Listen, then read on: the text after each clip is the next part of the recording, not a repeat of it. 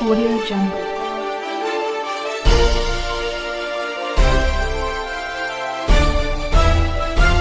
Audio Jungle. ये हालत है लॉ एंड ऑर्डर की। जीरो टॉलरेंस बोलने वाले जीरो हर चीज में हो गए हैं। जो कह रहे हैं गरीबी से मुक्ति, वो जब उत्तर प्रदेश को बीजेपी से हम लोग मुक्ति कर देंगे तब इन चीजों से सबसे मुक्ति हो जाएगी। सर, जो लोग शिक्षक भर्ती 69,000 शिक्षक भर्ती के बच्चों को, अभ्यर्थियों को लतखोर कहते थे, अब वो स्वागत कर रहा है हाईकोर्ट के आदेश का। नहीं, उन्हें तो खड़े होकर के सड़क पर सभी 69,000 वाले बच्चों को माला पहनानी चाहिए कि उनके संघर्ष की वजह से ये परिणाम आया है। सर, केशव जी भी कर रहे हैं स्वागत। देखिए, आप अननेसेसरी अपने चैनल चलाने के लिए उनका नाम मत लिया करो। वो कुछ है ही नहीं। वो क्या है, मुख्यमंत्री डांट देंगे तो अभी चुप हो जाएंगे 2 मिनट में। सच्चाई है। मुझे किसी ने बताया कि अगर वो डांट दे मुख्यमंत्री जी तो पता ही लगेगा वो डिप्टी सीएम है कौन। और नहीं मानते आप पता कर लेना। सर, 19,000 जो लोग हाईकोर्ट का इम्प्लीमेंट करेंगे तो उसमें 19,000 लोगों को बाहर कर। देखिए ये हाँ, मेरे बहुत महत्वपूर्ण बात है जो बात आप कह रहे हो। मैं इस बात को थोड़ा सा पीछे ले जाता हूं। बीजेपी की नियत और मंशा हमेशा रही है कि खिलवाड़ हो, लोगों में एक दूरी बने, लोगों में झगड़ा लगे, लोगों में बंटवारा हो, लोगों के बीच में खाई पैदा हो। सबसे पहले जब मेरिट से भर्ती पुलिस की हुई थी, उस समय जो परिणाम बना था वो पहले जो व्यवस्था थी आरक्षण की, उसके तहत बना था। पूरा रिजल्ट बना हुआ कोर्ट में रखा था, क्योंकि हमारी सरकार नहीं बनी समाजवादियों की और बीजेपी की सरकार आ गई। उस समय तक यह फैसला आ गया था कि जो पिछड़े और दलित के लोग हैं उनको अपनी कैटेगरी में रखना पड़ेगा, उस कैटेगरी से बाहर नहीं जा सकते हैं। हालांकि वो सुप्रीम कोर्ट का फैसला था।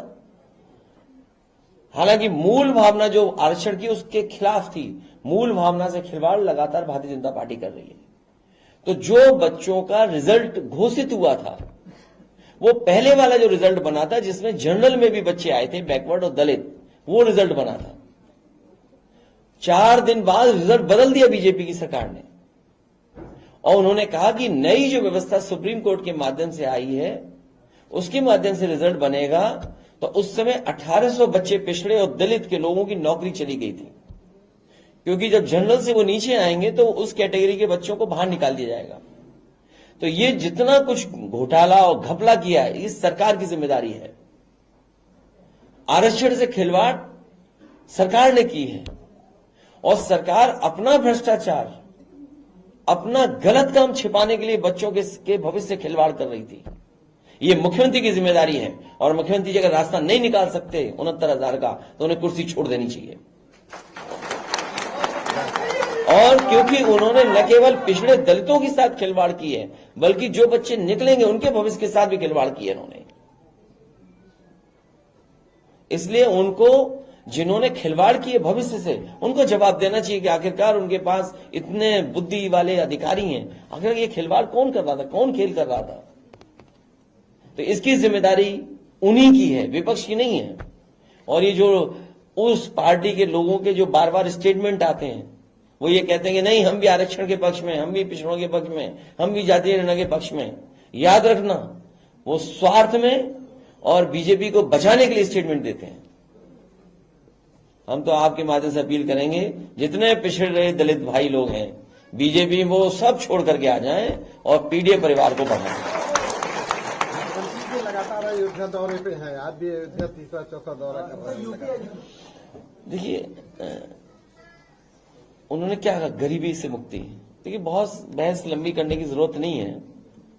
जिन्होंने रात भर जगाया हो सस्टेनेबल गोल्स को लेकर के, याद कीजिए एक बार विधानसभा चली थी और रात भर किसी को सोने नहीं दिया मुख्यमंत्री जी ने, सस्टेनेबल गोल्स को लेकर के। और सस्टेनेबल गोल्स में क्या क्या थे, यही पैरामीटर्स थे।